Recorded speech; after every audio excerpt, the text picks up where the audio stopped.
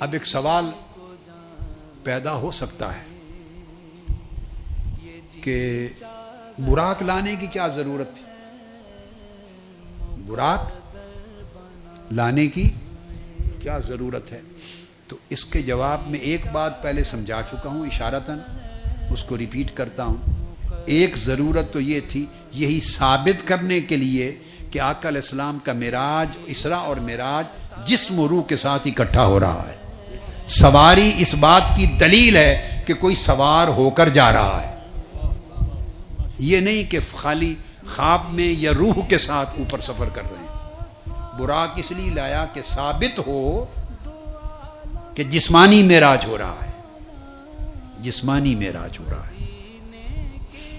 اسباب کئی ہیں، میں صرف اسی ایک نقطے پر اگر بات شروع کر لوں تو پھر ہماری ساری رات اسی ایک نقطے پر گزر جائے گی کہ براق کیوں لایا گیا۔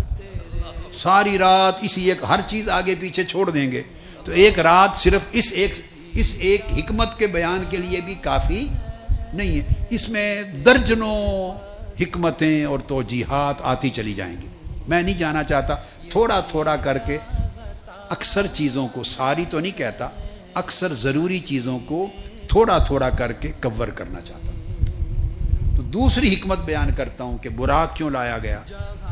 اس لیے کہ اس دنیا سے سفر فرما رہے، اس دنیا سے سفر شروع ہو رہا ہے تو اسباب، یہ دنیا عالم اسباب ہے، اور ہر کوئی جو اس دنیا میں سفر کرتا ہے سواری پر سفر کرتا ہے۔ لہٰذا اس دنیا کا جو عالم اسباب کا جو طور طریقہ ہے اس کو قائم رکھنے کے لیے، تاکہ دنیا کو پتہ ہو کہ اسباب کے ساتھ سفر کیا۔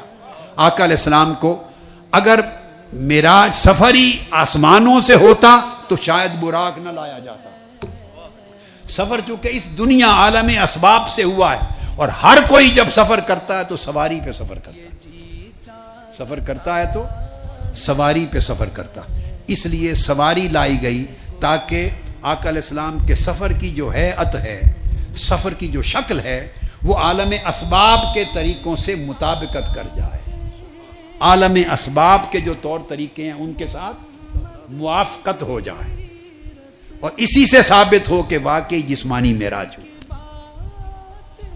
تو عالم اسباب میں جو اسباب، اور تیسری چیز یہ کہ امت کے لیے اور بڑے بڑے اولیاء کے لیے بھی یہ خاص بات، عوام سے متعلق یہ نکتہ نہیں، امت کے اولیاء کے لیے جو بغیر سواری کے سفر کر سکیں اپنی روحانی طاقت کی بنیاد پر، انہیں بھی یہ درس دے دیا جائے کہ بغیر سواری کے اڑتے پھرنے میں بلند رتبہ نہیں، سواری پر جانے میں رتبہ بلند ہے۔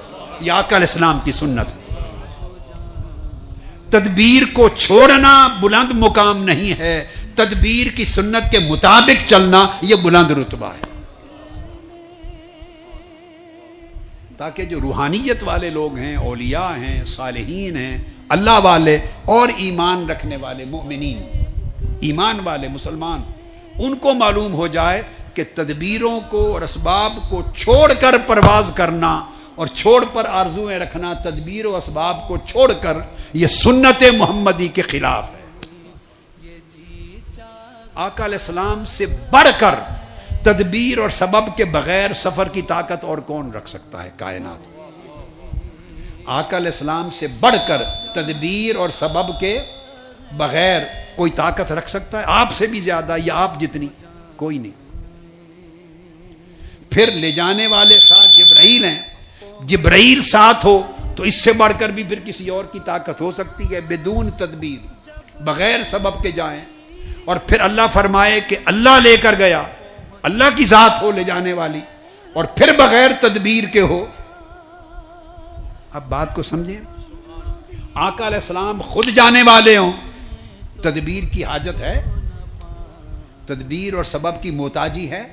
بولیے نہیں بھئی، اگر تدبیر اور سبب کی محتاجی ہوتی تو جب چاند ٹکڑے کیا تو وہاں کون سی تدبیر استعمال تھی؟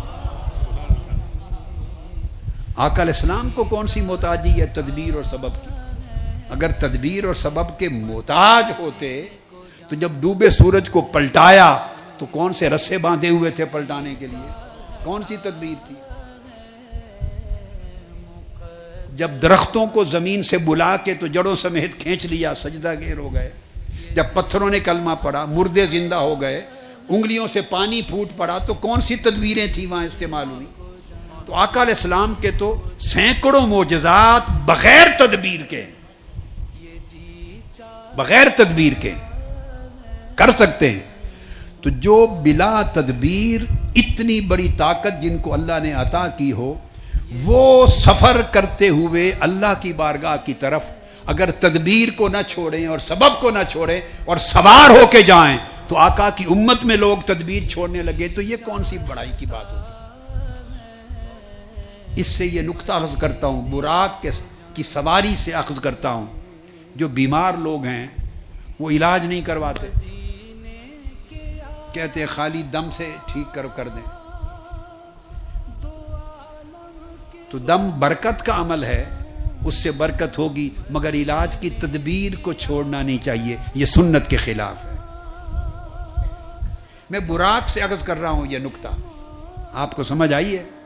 اپیرنٹلی کوئی سمجھے گا براق کا اور یہ علاج کا کیا تعلق ہے، نہیں، یہ تعلق آپ سمجھ گئے. بہت سے لوگ بے شمار معاملات میں تدبیر چھوڑ دیتے ہیں، جو سنت ہے وہ چھوڑ دیتے ہیں، اور تدبیر سے بالا چاہتے ہیں سب کچھ ہو جائے، یہ بھی ہو جائے، بچے بھی ہو جائیں، امتحان میں بھی پاس ہو جائیں، علاج بھی ہو جائے، شفا یابی بھی ہو جائے، کاروبار بھی شاندار، سارا کام تدبیر سے بالا چاہتے ہیں. یہ سنت نہیں ہے، سنت. اور جو کوئی آپ کو یہ راستہ دکھائے وہ ولی اللہ نہیں ہو سکتا. جو کوئی آپ کو ایسا راستہ دکھائے، دعویٰ کرے، وہ ولی اللہ اور صالح اور متبع سنت نہیں ہو سکتا. کمال اتباع سنت میں ہے. جو اتباع سنت میں جتنا بلند ہوتا چلا جائے گا، جتنا بلند ہوتا چلا جائے گا، اس کا مرتبہ ولایت اتنا اونچا ہوتا چلا جائے گا. تو تدبیر اور اسباب کو ترک کرنا سنت نہیں ہے، اسباب کو استعمال کرنا سنت ہے. استعمال کرنا. اب آپ کا ایک اور معجزہ آقا علیہ السلام کا سناتا ہوں، اس کی مثال کو سمجھانے اور تقویت دینے کے لیے. اس پر آپ کی نگاہ نہیں گئی ہوگی، بیان بھی نہیں اکثر و بیشتر کبھی نہیں ہوا ہوگا، مگر اس پر آپ کو میں مرکوز کراتا ہوں آپ کی توجہ. آپ نے کثرت کے ساتھ سنا، کثرت کے ساتھ، کہ آقا علیہ السلام جب پانی ختم ہو گیا حدیبیہ میں تو نہیں تھا، تو 1500 صحابہ کے وضو اور غسل کے لیے پانی مہیا کر دیا، انگلیوں سے چشمے بہہ پڑے. اس طرح درجنوں مرتبہ یہ واقعات پیش آتے، درجنوں مرتبہ، جب صحابہ کرام کے لشکر 10,000 ہزار کا لشکر بھی اگر پیاسا ہوتا، وضو اور غسل کا پانی نہ ہوتا، تو آقا علیہ السلام اپنی مبارک انگلیوں سے چشمے پانی کے نکال کے ان کو سیراب کر دیتے. یہ تو سن رکھا ہے نا، بولیے، سن رکھا ہے. اب اس میں تدبیر، اس میں بھی ایک تدبیر ہمیشہ آقا علیہ السلام نے استعمال فرمائی سنت کے لیے. اور وہ کیا؟ یہ دیکھیے، انگلیوں سے کبھی پانی پھوٹا؟ کبھی کسی کی انگلیوں سے پانی کا چشمہ پھوٹ سکتا ہے؟ موسیٰ علیہ السلام نے بھی جب اپنی امت کو، بنی اسرائیل کو پانی کے چشمے دینے تھے تو اپنی انگلیوں سے نہیں پھوڑے وہ چشمے، زمین میں عصا مارا، چونکہ چشمے زمین سے پھوٹا کرتے ہیں. چشمے زمین ہی سے پھوٹتے ہیں، پتھروں سے پھوٹتے ہیں، زمین سے پھوٹتے ہیں. وہ کام کیا جو ظاہراً ہوا کرتا ہے. معجزہ کیا تھا؟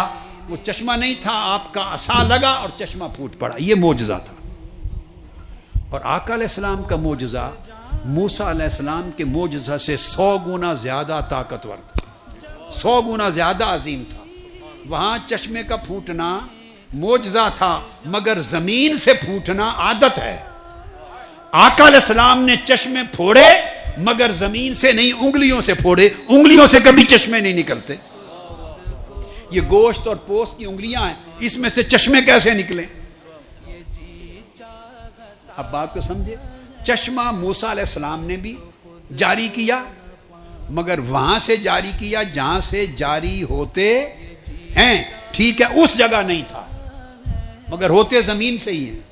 مگر آقا علیہ السلام نے زمین سے چشمے جاری نہیں کیے، جب ضرورت پڑی اپنی انگلیوں سے جاری کر دیے۔ انسانی جسم سے کبھی چشمے نہیں نکلتے، انگلیوں سے کبھی چشمے نہیں پھوٹتے۔ یہ 100 گنا بڑا معجزہ تھا۔ اس میں بھی سنت تدبیر جاری رکھی، سنت تدبیر۔ آپ سوچ رہے ہوں گے وہ کیسے؟ سن لیں، ایسا آقا علیہ السلام نے کبھی نہیں کیا کہ جب پانی کی ضرورت صحابہ کرام کو پڑی تو ان کے سامنے ایسے ہوا میں انگلیاں کر دی ہاتھ، اور انگلیوں سے سیدھے چشمے جاری فرما دی۔ ہوا اس طرح ہی ہے، مگر اس طریقے سے نہیں کیا۔ جب ضرورت پڑتی تو آپ فرماتے کوئی برتن لے آؤ، تھوڑا سا پانی لے آؤ، کوئی کوزہ لے آؤ، کوئی لوٹا جیسے لوگ استعمال کرتے ہیں، کوئی چھاگل لے آؤ، کوئی کوزہ لے آؤ، کوئی برتن منگواتے اس میں کچھ پانی ہے، فرماتے لے آؤ۔ عرض کرتے صحابہ کرام یا رسول اللہ ایک بوند بھی نہیں رہ گئی۔ مشکیزہ لے آؤ، یا رسول اللہ ایک بندے کا پینے کا بھی نہیں رہ گیا، خالی ہو گئی۔ فرمایا کوئی بات نہیں، لے آؤ۔ حتیٰ کہ کچھ نہ ہوتا تو فرماتے کہ پیالہ ہی لے آؤ۔ کوئی برتن منگواتے، اس برتن میں دست مبارک ہاتھ ڈالتے تاکہ ایک پردہ ہو جائے، تاکہ ایک پردہ ہو جائے، ہاتھ کو چھپا دیتے اور پھر چشمے جاری کر دیتے، پھر چشمے جاری کر دیتے۔ اب بات کو سمجھے؟ ایسے نہ کرتے تاکہ کوئی جادو غریبی نہ سمجھے، واہ واہ، جادو غریبی نہ سمجھے اور کوئی سارا بلا تدبیر بھی نہ سمجھے۔ یعنی وہ جو تھوڑا سا پانی ہوتا، ایک قطرہ، 2 قطرے، 2 بوندیں، اس میں ہاتھ ڈبو کے دریا بنا دیتے، دریا بنا دیتے۔